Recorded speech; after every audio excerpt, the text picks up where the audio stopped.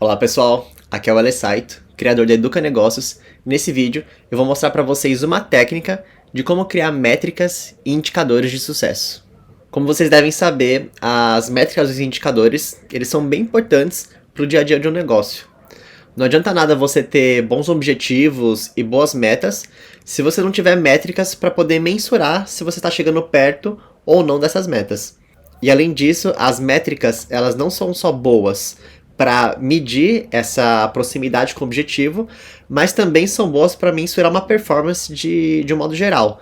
Então, para ver como que tá indo um produto, um processo, um serviço, ou até mesmo uma pessoa. Então, às vezes até as empresas elas utilizam métricas como critério para bonificação de algum funcionário. Só que às vezes é difícil criar boas métricas. Às vezes a gente não tem muita ideia de qual indicador que vai utilizar para uma meta, ou se aquele indicador realmente reflete aquela meta ou aquele processo. E então, para sanar essa dificuldade, para tentar ajudar um pouco vocês, eu vou passar essa técnica aqui, que ela é muito simples, mas que ela pode ajudar bastante. E para mostrar essa técnica para vocês, eu vou dar um exemplo. Imagina que você é gerente de vendas de uma loja de joias e acessórios. E aí você precisa estabelecer métricas e indicadores de vendas para essa loja. Como que você vai estabelecer elas? Bom, se a gente for usar o óbvio, então se você quer vender mais, uma métrica a mais óbvia de todas seria você utilizar a receita. Então talvez o crescimento da receita. Só que esse indicador em si, ele não diz muita coisa. Ele na verdade, ele é um indicador de resultado.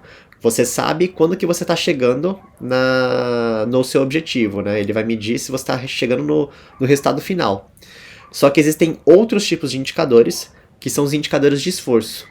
Os indicadores de esforço, eles mostram quais esforços ou qual estratégia que você vai utilizar para você chegar naquele indicador de resultado. Quando você olha para o indicador de resultado, ele é um indicador mais de expectativa. Você não consegue mexer muito nele, né? Você simplesmente vai esperar vender mais. Agora, no de esforço, você já tem uma atuação mais direta. Dando um exemplo de uma analogia, imagina que você quer perder peso. No caso, o seu indicador de resultado, ele seria a quantidade de quilos que você tem.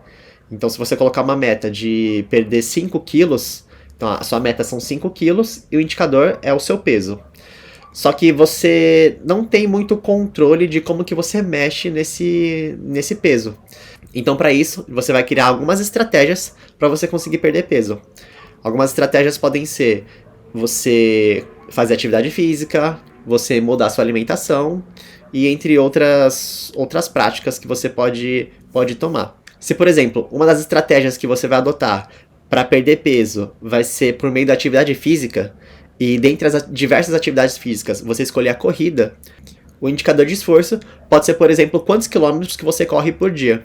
Nesse caso, você tem mais controle da sua atuação. Você sabe que você vai conseguir correr ou não aquela quantidade de quilômetros, né? Você simplesmente vai lá e corre.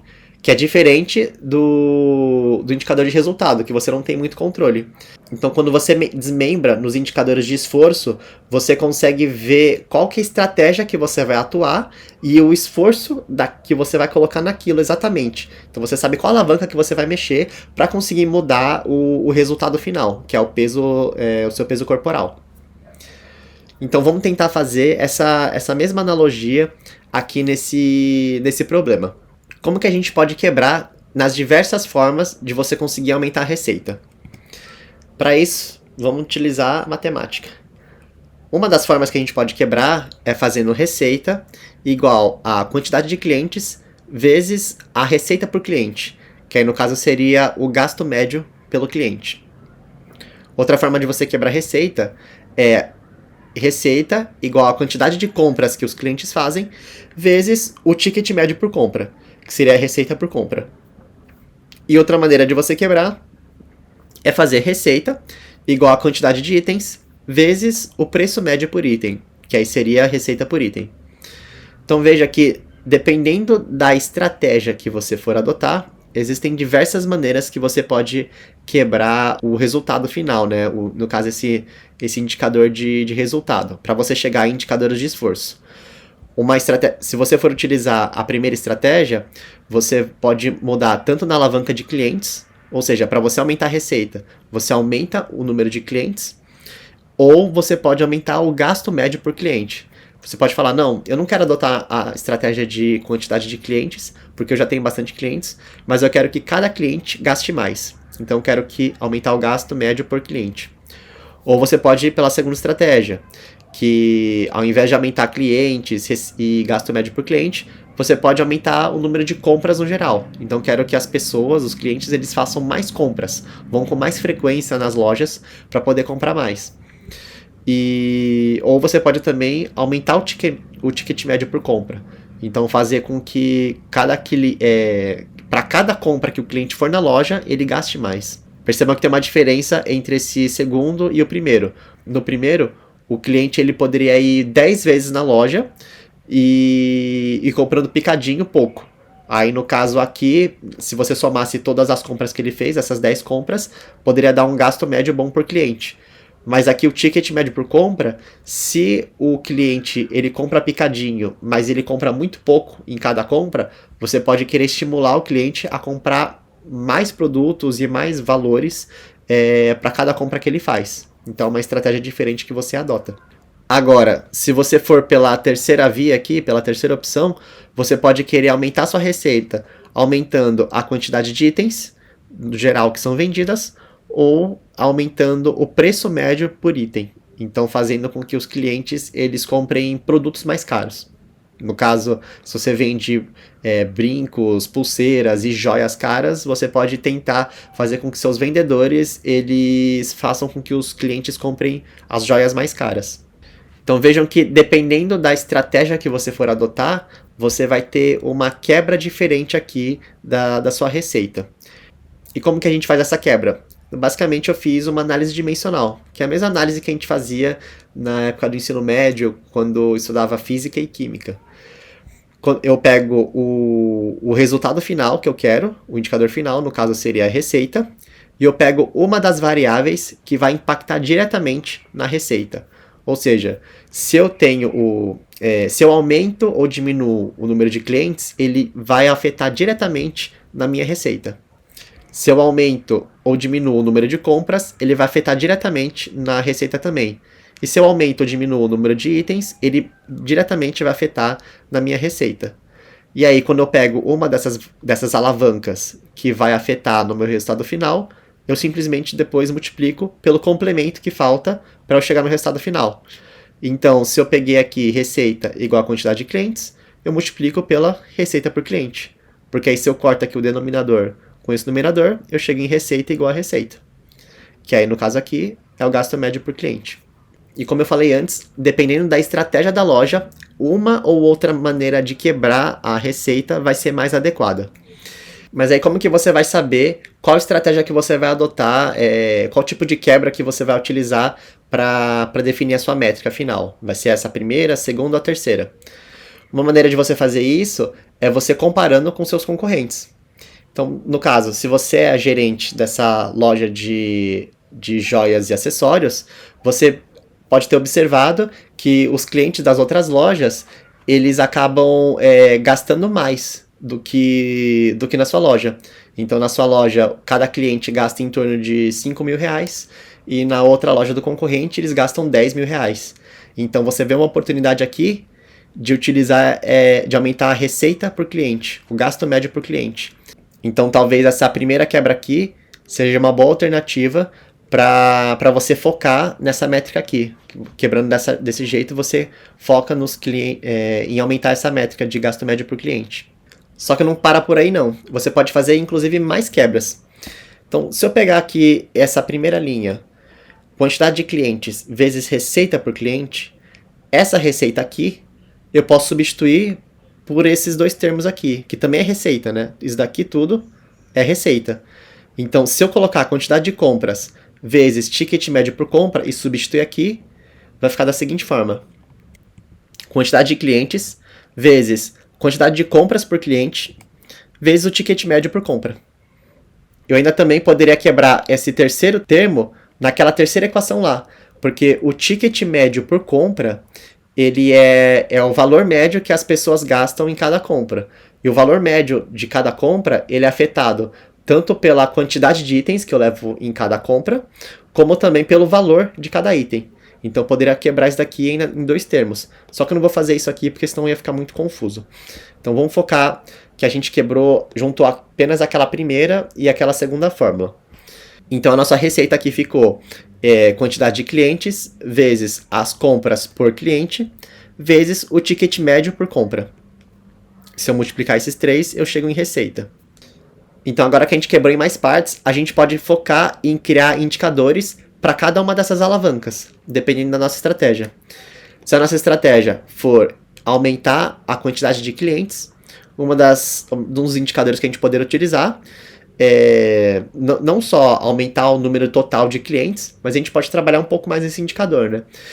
Porque imagina só, você pode ter um cliente que comprou com você ontem e um cliente que comprou com você há 10 anos atrás e nunca mais comprou. Esse cliente que comprou há 10 anos atrás e nunca mais comprou, dificilmente ele vai querer voltar comparando com o cliente que comprou ontem. Então a gente pode colocar um indicador aqui de crescimento da base de clientes ativos, que são os clientes que compraram, por exemplo, nos últimos 12 meses. São aqueles que estão mais aquecidos. Outro indicador que a gente poderia utilizar também seria a redução de churn dessa base ativa. Ou seja, os clientes que... O churn seria a saída dos clientes. Então, aqueles clientes que saem dessa base ativa, ou seja, que deixam de comprar nesses últimos 12 meses. Então, eu posso... porque, assim, a base de clientes, você pode tanto mexer nela colocando mais clientes ou evitando que os clientes deixem de comprar, né? Que eles saiam dessa base ativa, que eles parem de comprar nos últimos 12 meses. E aí uma das estratégias que você poderia usar seria nesse churn, que é evitar que saiam mais clientes da sua base ativa. Se você, por exemplo, fosse focar estratégias em fazer com que os clientes aumentem o número de compras, então ter mais compras por cliente, um indicador que você poderia utilizar seria o percentual de clientes que compraram 3 vezes ou mais nos últimos 3 meses. E por que eu estou usando esse indicador ao invés de simplesmente aumentar o número de compras por cliente?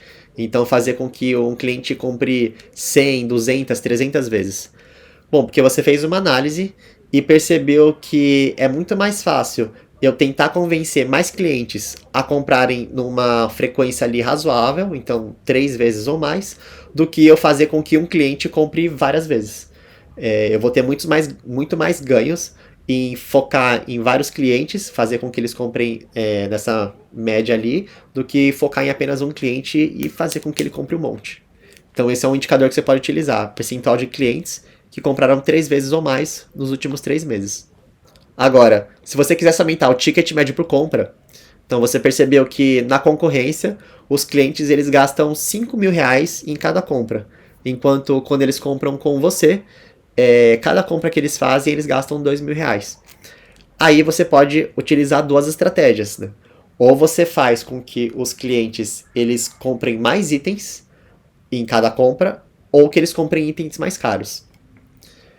Se você for pelo caminho de eles comprarem mais itens, você pode aumentar o cross-selling. Então, o indicador é um indicador de crescimento de cross-selling. Cross-selling seria as vendas cruzadas.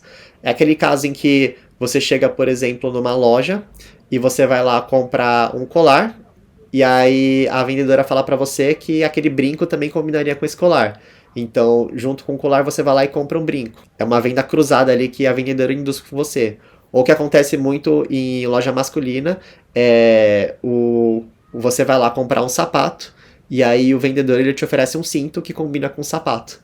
Isso é uma forma de você incentivar que os clientes eles levem mais itens por compra e, por consequência, aumentar o ticket médio por compra. Outro indicador que você pode utilizar, se você quiser fazer com que os clientes eles comprem itens mais caros, é você aumentar o indicador de porcentagem de itens de ticket alto vendidos. Dando um exemplo, se você percebeu que apenas 5% dos seus itens vendidos são itens considerados caros, você pode colocar uma meta de aumentar de 5% para 7% ou para 10%. E aí você consegue vender itens mais caros.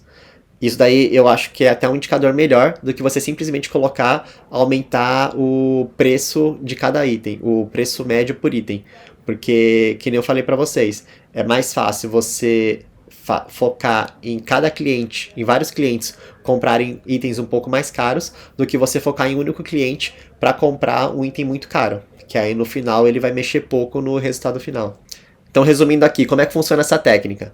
Primeiro você vai pegar o indicador de resultado, o indicador final, e você vai quebrar ele nas componentes que compõem esse indicador de resultado.